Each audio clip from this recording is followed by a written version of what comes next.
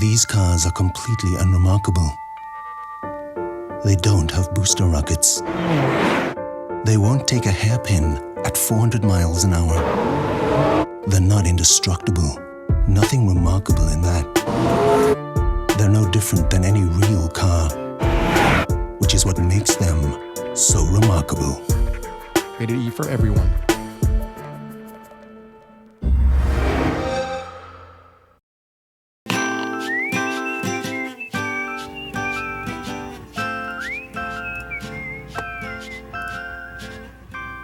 Whoa. What the fuck? What's up? What the fuck? Our boards are all fucked up. Gaff's not down. What are you talking about? No, not Gaff, the one-up boards. The whole board is gone? What the fuck? Fuck This that. is fucking horse shit. We gotta go talk to Jen right now. We gotta fucking do some shit. It's morning, guys. Get out of my way. Yeah, son. You gotta knock the fuck down. Oh my god.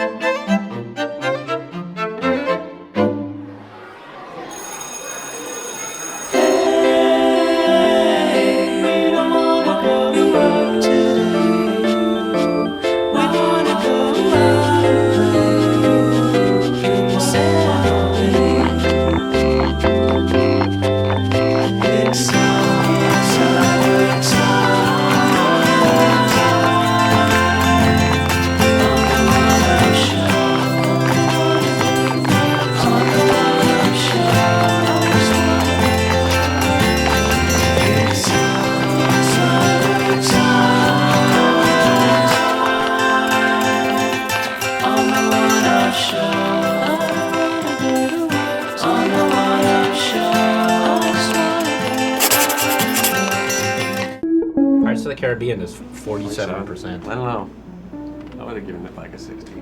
My own daughter, who's Just the two boys I needed to see. hello. I have heard tell that you have been to the Black Temple, and you have returned. Tell Well, about it. sort of. We weren't in the Black Temple itself. Oh, they didn't let you in the Black Temple? Actually, they did, didn't they? They showed us the black. They showed it to us. We didn't go in as our own characters.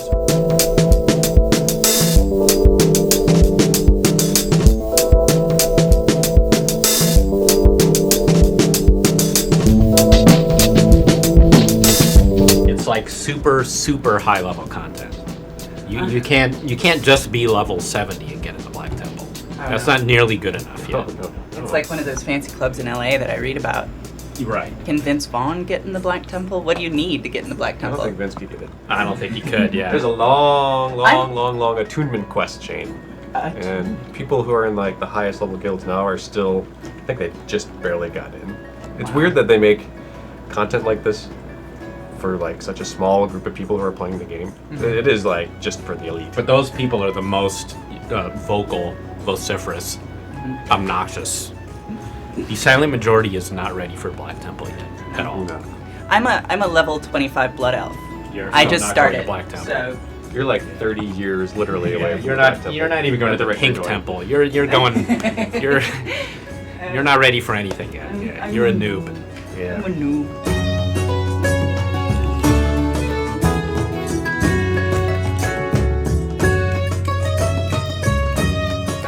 How was the visit? I mean, what was it like down there at the Blizzard itself? The Blizzard? It's very cool. It was. Blizzard. Yeah, it was pretty exciting. You could tell there was something really big going on there the whole time. We were there talking about WoW. Obviously, they were gearing up for StarCraft 2, which they weren't telling us about.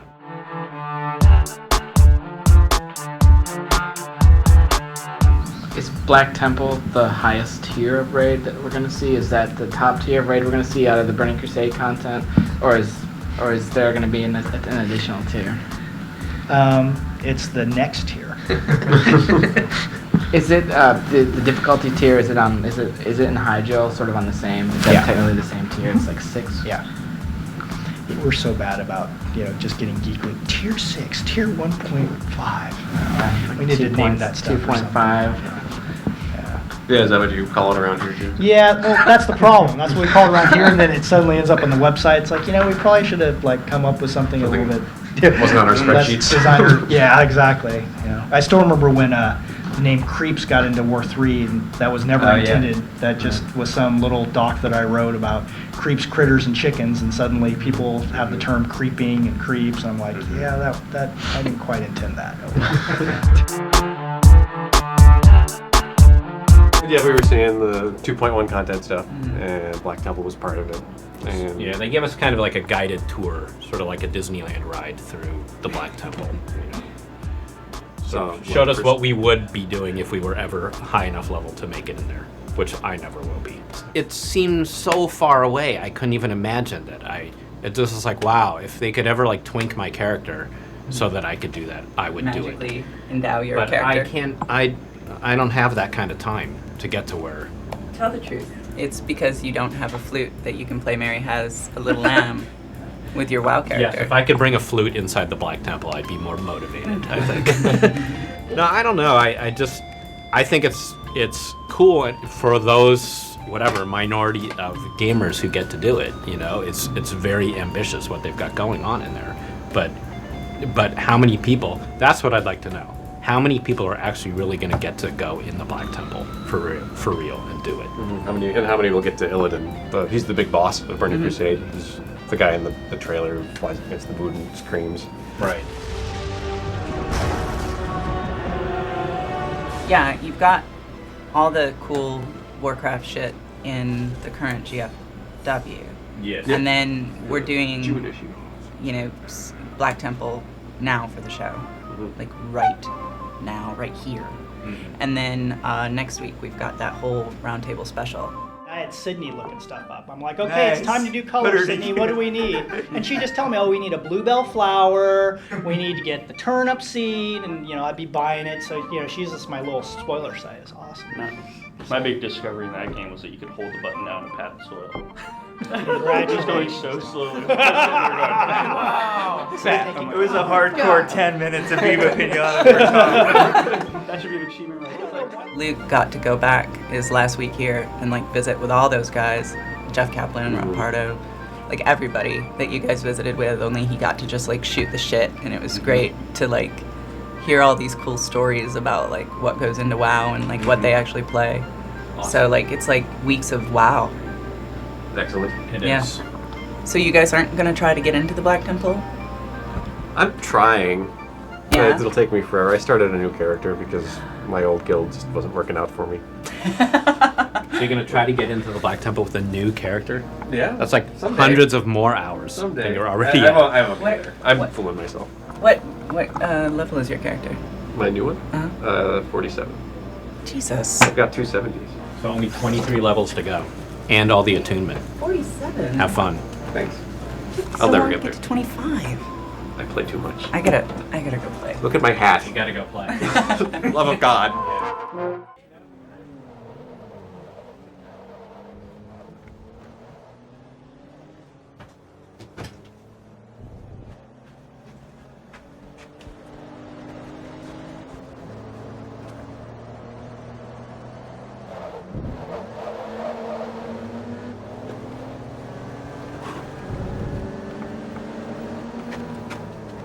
Well, at least something with some more width to it so you can get all that power down. I mean, gulls weren't really intended for all that, right?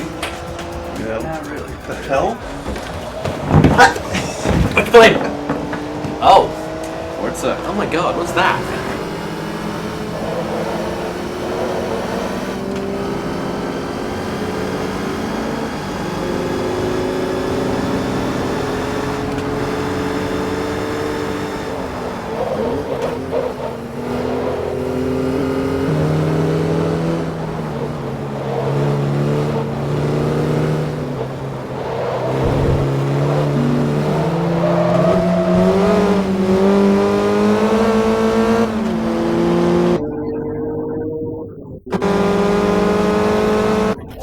Horsepower Mark II Golf. So you took the shittiest Golf they ever made and cranked it up to Porsche speeds. That's your starting car, right? That was the starting car? my first one. Do you have anything else? Oh man, do I? Let me show you my babies.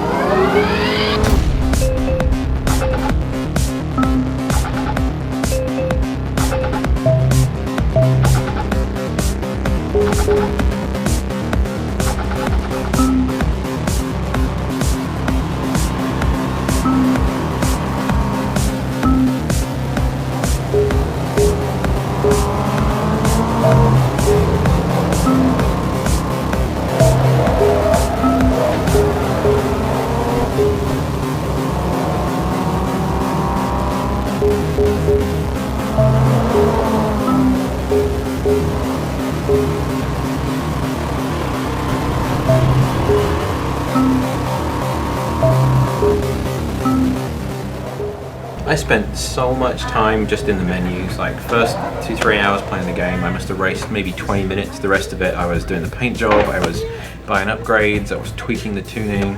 As soon as I could get tunable parts, I was going in and starting to tinker with it. And I didn't get this fixated last time, but because it's so much easier to see the effect that it's going to have now.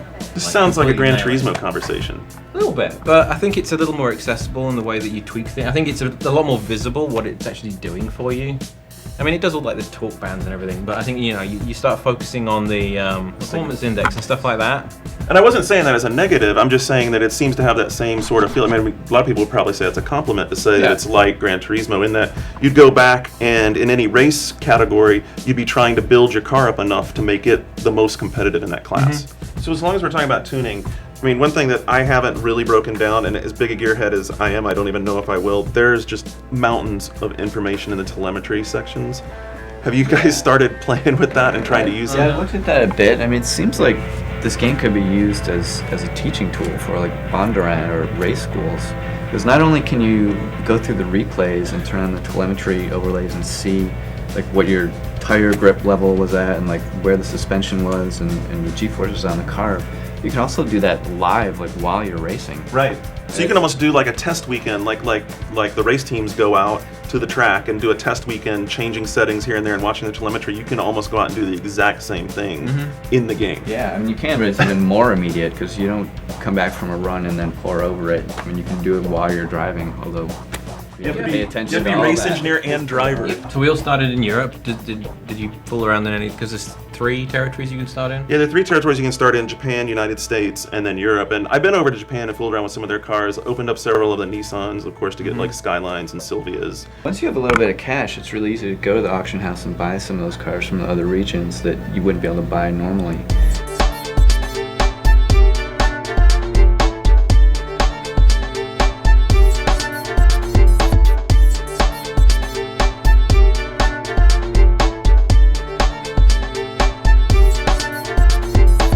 Something I noticed that was different for me in the way I play this is that very often you're always looking for the faster car and the better car. Right. And in this, I was actually hanging on to the lower grade stuff a lot longer.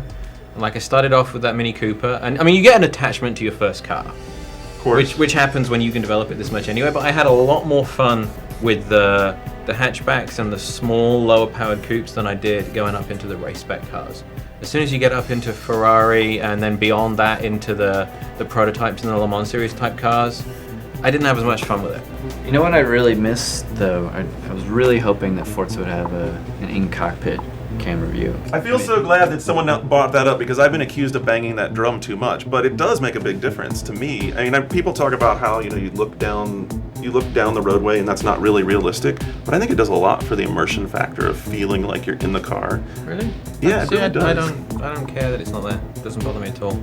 I just have it on the hood cam the whole time, and so I can see that you want the view where you can see the hood. Right. It's not unplayable, and I'll give them this. 60 frames per second makes a big difference. Oh yeah, big time. But I really like especially in the cockpit view, I get a better sense of what angle the car is as it's going around the corner. You get I can feel, I don't know, I feel like I have more sense of where the car is, attitude-wise.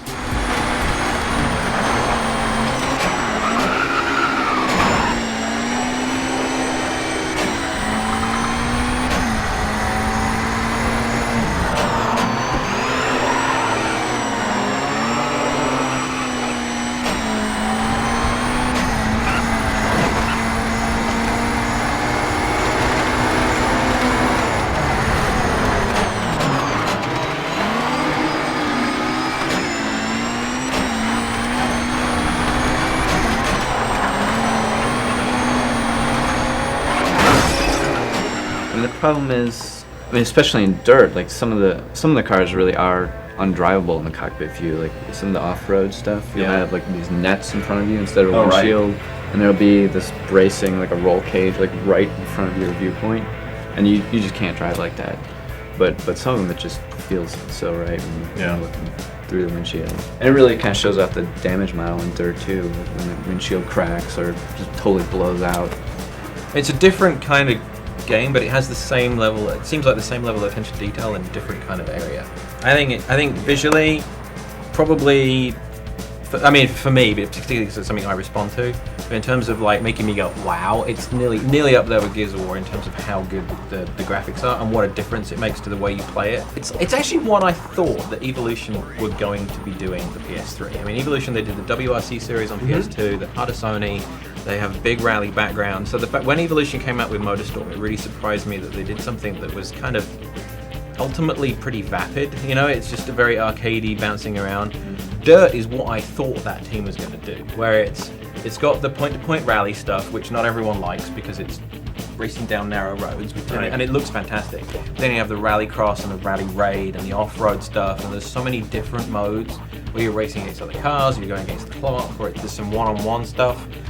And it's just, it's stunning, and it's gamey enough for it to be fun. So that's going to be the big comparison, though. I think you already started to talk about that. How would you compare this and Dirt? I think ultimately it's a lazy comparison because they just look similar. Right.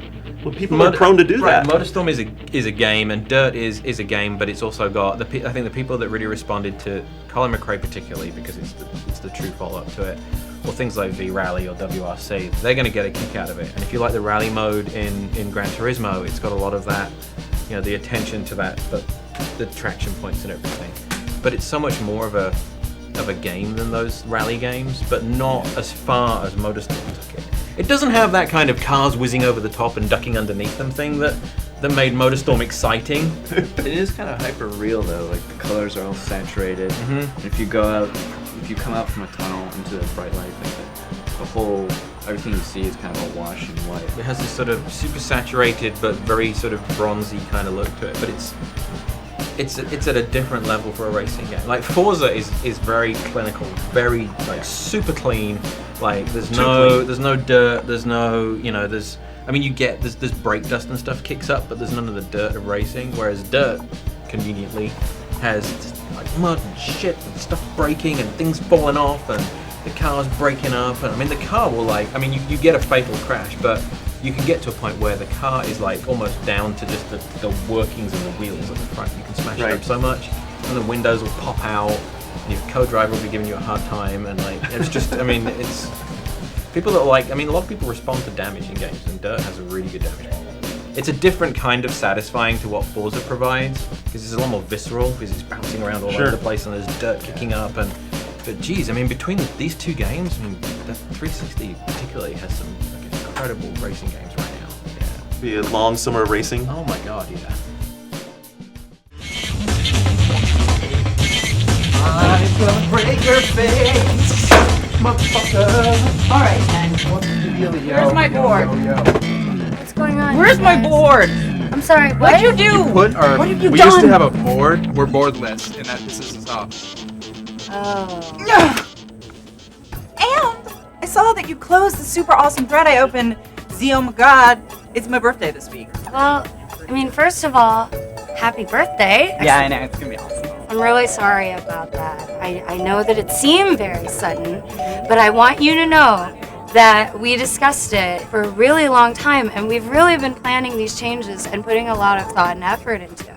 How is it better? Well, let me tell you about this, actually. I'm really glad you're asking me about this, because I think this is really important. It's really difficult for other users and other editors to see all of the wonderful discussions that are going on at any given moment. Also, I think the perception elsewhere on the boards was that editors never come onto the boards, and that just isn't true, but we were over and very compartmentalized in a different section of the boards. So the idea of this new board layout is really very, come closer where I can see you. And we're all here to talk about one thing, games. And that's what the One Up show is about, that's what One Up Yours is about, that's what Sports Anomaly and Legendary Thread are about. It's all about games, and we're all in it together. But in the immortal words of the very, very credible company Sony, welcome Change 3. I agree with this post. I'm glad. I missed my board. It'll be there. We can make it better. It'll be okay.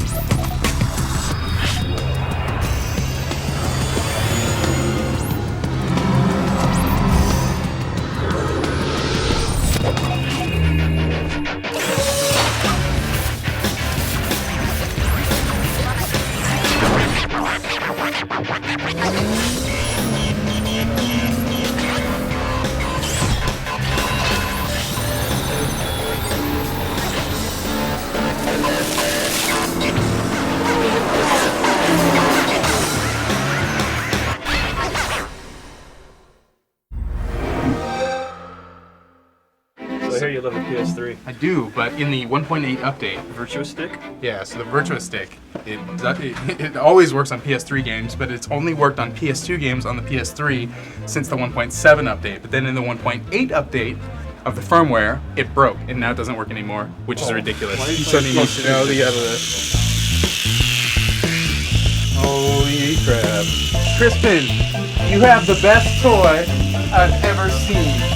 Ever. Thanks, I made it myself. Keep away from my peasants! Give us back to me, horrid persons! Oh, yes, run, you coward! I think you see a theme in what Rational does is that when we do something, we want to do it really well and have it not be broken. Go away, hanger-on! You know, a lot of games where there's a lot of character interaction, you feel like you're doing a bunch of mannequins. I'd rather do something where everything you do in the game feels 100% complete. BioShock's in an underwater city, and System Shock 2 was in a spaceship. The boundaries are natural, but we can completely simulate everything within there, and you feel like nothing is like, wait, why can't I go past that pillar?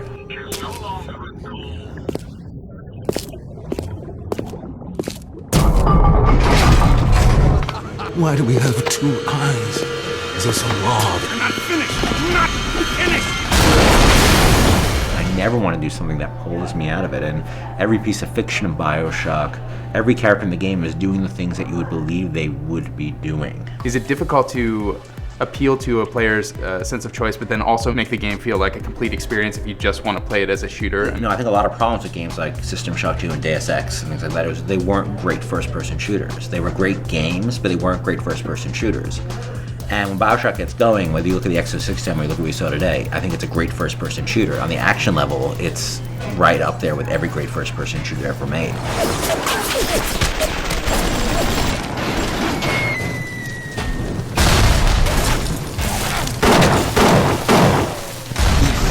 They say it's a shooter first, and it definitely, you know, it has everything you'd want from a shooter. You know, it controls well, headshots do more damage, just basic stuff like that. But it kind of also boils down into all these encounters, because the enemies are always kind of randomly generated where they're positioned. So you'll go into an area and say you die, and you have to do it over. You come back in, they're all in a different spot, and that's ultimately what the most fun I got out of was just doing encounters over and over, because there's so many different ways to take down enemies. It's Ryan! Goddamn Andrew Ryan! Found him! Damn it! They shut off access to Neptune. There's another way to get there. You take damage off them, but then you die, they stay like they were. So Yeah. like you can go to like a Big Daddy or something, you can hurt him a certain amount, and then die and just keep chipping away. You know? Right.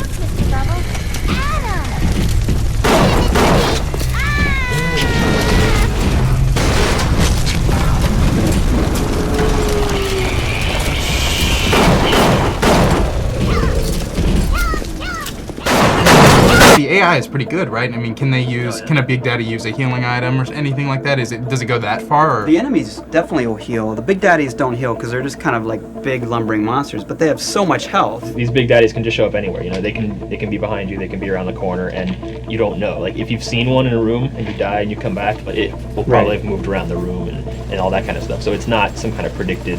You go to this area and then you fight the mini boss.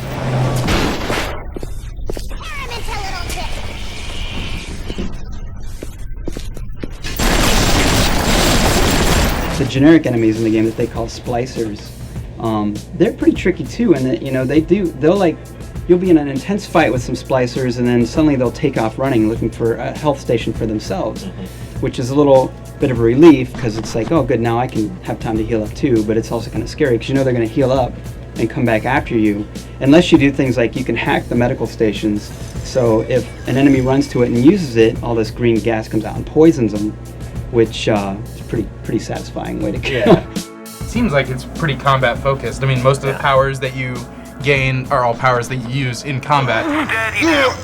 Your entire genetic code has just been rewritten by a plasmid called Electrobolt. I know it feels mighty strange, but breathe deep and you'll be better in just a minute. In many games, an electrical, like, oh, it's a lightning bolt, and you shoot it and you do 3d6, you know, electrical damage. In BioShock, it's a very organic and integrated tool. So for instance, the electrical bolt at the beginning just stuns an enemy. So you zap him with it and it stuns him.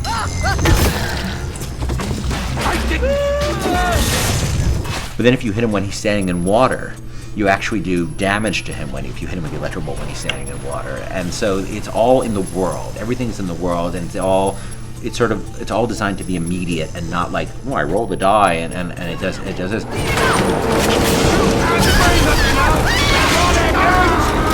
Light a guy on fire, he doesn't just take DOT, he actually looks for water and runs to it and throws himself into the body of water. The depth is right in front of you.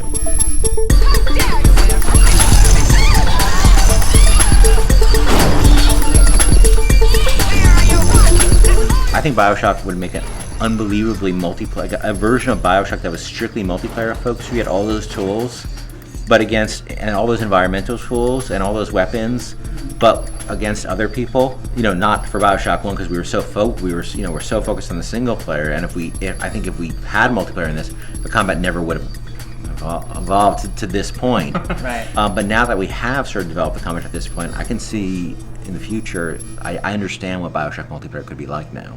I'm hoping that, it's not so simple as like use the flame plasmid to light enemies on fire. Like I hope that later in the game there are places where you can use that flame power in combination with some other power. Right. Light this on fire first, then the ice melts, and then there's a puddle there that you can electrocute, and then that starts up a generator that opens up the door to this room or something like that. I guess I'm kind of hoping that the number of powers and the powers that you choose to have at any given time work together to help change the gameplay experience in ways that aren't just necessarily combat focused. In terms of like environmental puzzles, we just haven't seen a whole lot of that yet, but we just played the very beginning of the game.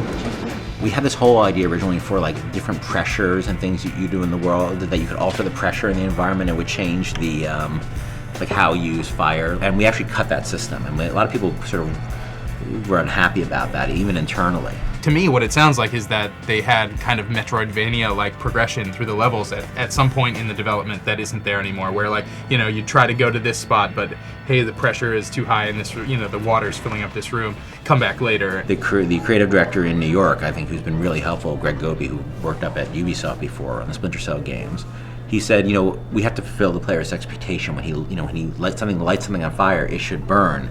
When you electrocute a guy in water, that should have an impact. Is we sort of brought all these environmental simulation elements back into the game. After they came back, not to the things you did in the world, like changing the pressure or something like that, but things like this, like guys get lit on fire and they run to water. All those things that if you expect that it should work in the game simulationally, it does, as compared to most shooters where it's visually there, but it's not simulationally there. In BioShock, generally, if it's visually there, it's also simulationally there. When they were here a few months ago, they showed us the intro sequence to the game where, you're in a plane crash at the beginning of the game. You end up in the ocean, the plane is a flaming wreck around you. It reminded me a little bit of Lost and a little bit of early FPS kind of pioneers, like Half-Life 1 when you're on the train coming into the Black Mesa complex, or, I don't know why I'm such a sucker for that type of thing.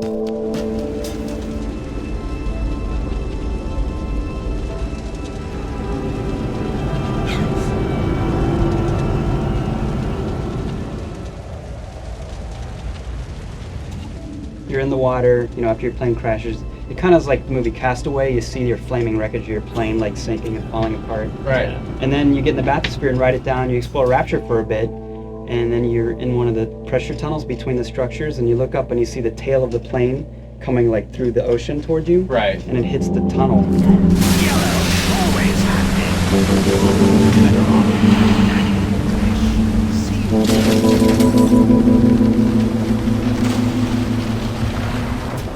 It sounds like you're looking forward to it, though, yeah?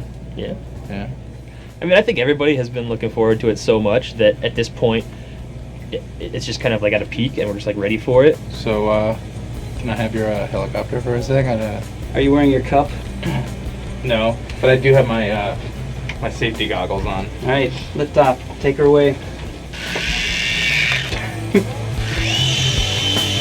Oh shit! Bye, baby.